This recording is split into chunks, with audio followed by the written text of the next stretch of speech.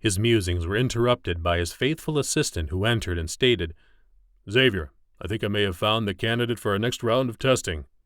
You had asked me to continue correspondence with our volunteer until we were ready, but she quietly fell off the grid. After digging and searching, she came back on the grid only to flat disappear until this week. As it turns out, her assistant gave me some clues to her disappearance, and now we can piece together what may have happened." Dr. Xavier Pekoni slowly turned his gaze and stared dispassionately at his assistant.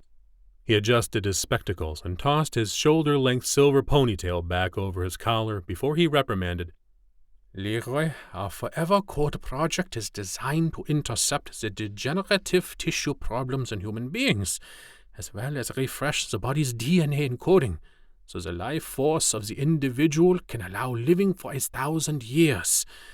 Since we are still unable to make it work to my satisfaction yet, and time on this planet is still precious, I don't want to waste any of it listening to how your day went.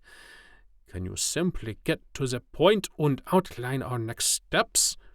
I'm in a hurry and expect you to be on the same schedule with me. Our all-important time continuum is collapsing to a finite point, so don't waste any of it." Leroy recognized that tone, and, swallowing hard, he offered, "Apologies, Dr. Pekoni. Your missing test subject has been located, but her caregiver is unwilling to allow me access to her, so I am exploring other options, for both regular channels and otherwise, to determine how best to reintroduce her into our program timeline." Xavier nodded approvingly and agreed. "That's better. We have successfully completed our preliminary testing with organs and animals, but we must see how we succeed or perhaps stumble with a human subject. The regenerative process on lost neural pathways in the brain will be our next milestone, and I don't want to miss our timeline."